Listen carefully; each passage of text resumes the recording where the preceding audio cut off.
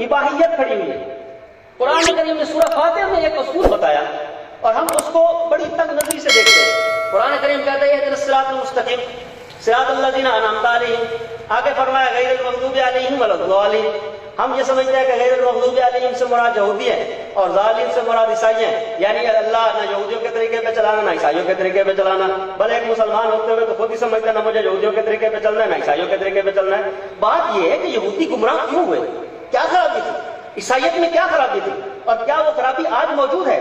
اور وہ خرابیاں اگر آج مسلمان معاشرے میں موجود ہیں تو پھر ان سے نکل کر صراط مستقیم کیسے ملے گا؟ تو یہودیت کے اندر بنیادی خرابی اباحیت کی تھی۔ اباحیت کا معنی چیزوں کو حلال کرنا۔ یہ رجال اللہ اہل اللہ، اللہ والوں کی صحبت کے بغیر خالص جدید کتابیں پڑھنے اور مطالعہ کرنے کا نتیجہ یہی ہوتا ہے کہ آدمی ہر چیز کو جائز کرنے کی کوشش کرتا ہے، اور یہ عقل پرستی ہوتی ہے۔ اور عیسائیت کے اندر بنیادی خرابی باطنیت کی تھی۔ باطنیت جو جہالت سے نکلتی ہے، جو کہتے ہیں ہمیں نہیں پتا کیا ہوگا کیا نہیں ہوگا، ہم نے پیر کو دے دیا بکرا، اب پیر جانے اللہ جانے، اور کتابوں کو چھوڑو آگ لگاؤ، جو پیر کہتا ہے وہی سب کچھ ہے، کتابوں کی کوئی ضرورت نہیں ہے۔ یہ وہ ہیں جو رجال اللہ کو پکڑتے ہیں، کتاب اللہ کو چھوڑ دیتے ہیں۔ اس کے نتیجے میں باطنیت آتی ہے، یہ خواہش پرستی ہے۔ گمراہی یا تو عقل پرستی سے آتی ہے یا خواہش پرستی سے آتی ہے۔ اگر عقل پرستی کے راستے پہ جاؤ گے تو اباحیت کے دروازے کھلیں گے، اور اگر خواہش پرستی کے راستے پہ جاؤ گے تو اس سے باطنیت کے دروازے کھلیں گے۔ دونوں سے ہٹ کر صحیح طریقہ وہی پرستی کا ہے، حضرت صلی اللہ علیہ وسلم کے اوپر نازل ہونے والے قرآن کا راستہ ہے۔ اگر اس کو اختیار کریں گے تو پھر ہمیں سیدھا راستہ ملے گا۔ اب دنیا میں اباحیت کا چرچا زیادہ ہے، اس لیے کہ پھر میں وہی بات کروں گا کہ جب دنیا میں تھیوکریسی کام کر رہی تھی، تھیوکریسی کا اصل معنی ہے، تھیو کا معنی یونانی لفظ ہے، تھیو کا معنی ہے خدا اور کریسی کا معنی ہے حاکمیت۔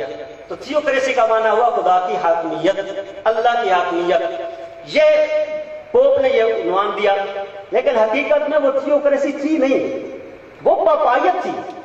پاپائیت، پاپا نے اپنی مرضی کے قانون اللہ کی طرف منسوخ کر کے لوگوں کے اوپر مسلط کر دیے تھے، حالانکہ وہ تھیوکریسی نہیں تھی۔ بعض لوگ کہتے ہیں ہم پاکستان میں تھیوکریسی نہیں چلنے دیں گے، بیوقوف۔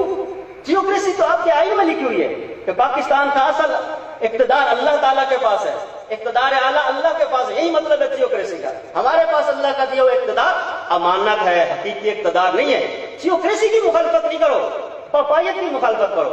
پاپائیت نے اپنے اختیارات استعمال کیے، اتخذوا احبارهم ورهبانهم اربابا من دون اللہ، اللہ کو چھوڑ کر انہوں نے یہ نظام لائے۔ اب وہ جب نظام لائے یہ ناقص تھا، انسانوں کی پابندیاں تھی، وقت کا مقابلہ نہیں کر سکے، سائنس کا مقابلہ نہیں کر سکے، سائنس پہ پابندی، مذہب پر پابندی، سیاست پر پابندی، بولنے پر پابندی، بہت سے لوگوں کے اوپر، بہت سے لوگوں کو جیلوں میں ڈالا گیا، بہت سے سائنسدانوں کو پھانسی کے پھندوں پہ لٹکایا گیا، اور نہ جانے کیا کیا تکلیفیں دی گئی۔ سائنس ترقی کر رہی تھی، ٹیکنالوجی ترقی کر رہی تھی، تو انہوں نے سوچا کہ یہ تھیوکریسی جو ہے یہ تو ہمیں نقصان پہنچائے گی، لہذا اس مذہب کو دین سے نکالو، اس مذہب کو دین سے نکالو۔ پہلا مرحلہ یہ ہے کہ مذہب کو ریاست سے نکالو، اس کو کہتے ہیں سیکولرزم۔ سیکولرزم کا یہ پہلا سٹیج ہے، segregation of the religion from the state. State سے آپ مذہب کو نکال دیں۔ جب اس سے نکالنے میں کامیاب ہوئے، سیکولرزم آگے بڑھی، تو پھر دوسرا مرحلہ آیا کہ segregation of the religion from the government. حکومت سے نکالو، حکومت سے نکالو۔ اب سیکولر حکومت کا مطلب یہ ہے صحیح معنی میں، لغوی معنی میں، کہ حکومت مذہبی معاملات میں لوگوں کے اندر دخل اندازی نہیں کرے گی، تو جس مذہب کو اختیار کرتا ہے کرے، مذہب لوگوں کا ذاتی معاملہ ہے۔ اصل مطلب تو یہ ہے، لیکن مغرب نے آج اس سیکولر والے معنی کو اینٹی ریلیجن کے معنی میں لے لیا، مذہب مخالف۔ جرمنی میں، فرانس میں اور مغربی ممالک میں عورت پردہ کرتی ہے، کہتے پردہ نہیں کر سکتے کیونکہ سیکولر اسٹیٹ ہے۔ اور بھائی سیکولر اسٹیٹ کا مطلب یہ ہے کہ پردہ کرنا چاہے تو کرے، نہیں کرنا چاہے تو نہیں کرے۔ بھلا ہو طیب اردگان کا، اس نے آ کر کہا کہ دیکھو جب تم دعویٰ کرتے ہو سیکولر اسٹیٹ ہونے کا تو اس کو تو یہی مطلب ہے کہ جو پردہ کرنا چاہتا ہے کرے، جو نہیں کرنا چاہتا نہیں کرے، اس کا مذہب اس کا شخصی معاملہ ہے۔ ہم اسٹیٹ ہونے کی حیثیت سے اور حکومت ہونے کی حیثیت سے اس میں دخل اندازی نہیں دیں گے۔ پھر اس کا تیسرا درجہ آیا، وہ یہ تھا segregation of the religion from the society. معاشرے سے مذہب کو نکالو، اور پھر اگلا درجہ جو آخری درجہ ہے، جب ہم کہتے ہیں فلاں شخص سیکولر ہے تو اس کا نام ہے segregation of the religion from the human being. ایک شخص کی زندگی سے مذہب کو نکال دو، اس کو ایک اچھا انسان تو بناؤ، اچھا مسلمان بننے کی کوئی ضرورت نہیں. آج جب کسی انسان کے بارے میں کہتے ہیں فلاں شخص سیکولر ہے، اس کا مطلب سوائے اس کے اور کچھ نہیں ہے کہ وہ لا مذہب ہے، وہ لا مذہب ہے. آج لوگ غلطی سے، نادانی سے، بے وقوفی سے قائد اعظم محمد الجناح رحمۃ اللہ علیہ کو بھی کہہ دیتے ہیں میاں وہ تو سیکولر تھے، اور سیکولر کا مطلب سمجھتے ہیں روشن خیال. روشن خیال یہ مطلب نہیں ہے. شخص کے سیکولر ہونے کا مطلب یہ ہوتا ہے کہ اس کا کوئی دین مذہب نہیں ہے. حالانکہ یہ بات نہیں تھی. ہمارے اکابر نے اس کا جنازہ پڑھایا، بہت سے مسلمانوں نے اس کا جنازہ پڑھا. انہوں نے خود کہا تھا میں اسلامک اسٹیٹ قائم کرنا چاہتا ہوں، لہذا یہ الزام ان کے اوپر لگانا یہ غلط ہے. اب جب یہ بات آتی ہے اباحیت کی تو اس کا تقاضا یہ ہوتا ہے کہ بہت ساری چیزوں کو حلال کر دیا جائے.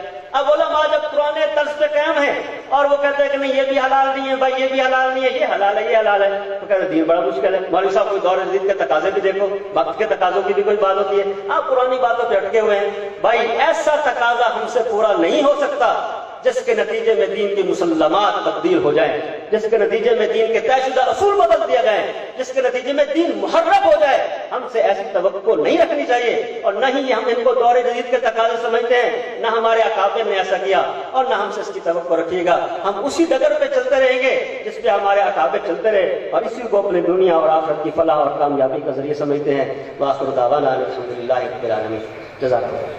سبحان اللہ، سبحان اللہ. یہ تھے ڈاکٹر مفتی اعجاز احمد صمدانی صاحب، ڈپٹی ڈائریکٹر کلیت الدعوہ والارشاد جامعہ دارالعلوم کراچی. ماشاءاللہ بے شمار اردو، عربی اور انگریزی کتابوں کے مصنف ہیں. وقت مختصر ہے، ابھی تو صرف تھوڑا تھوڑا ذائقہ ہی آپ چکھ رہے ہیں، اور یقیناً آپ کے دلوں میں سے شکوک، شبہات نکل رہے ہیں، ایمان اور یقین داخل ہو رہا ہے. کیسی خوبصورت یہ گھڑیاں ہیں کہ اللہ نے ہمیں ان جبال علم کے سامنے بیٹھنے اور ان کو سننے کا موقع دیا. تشریف لاتے ہیں استاد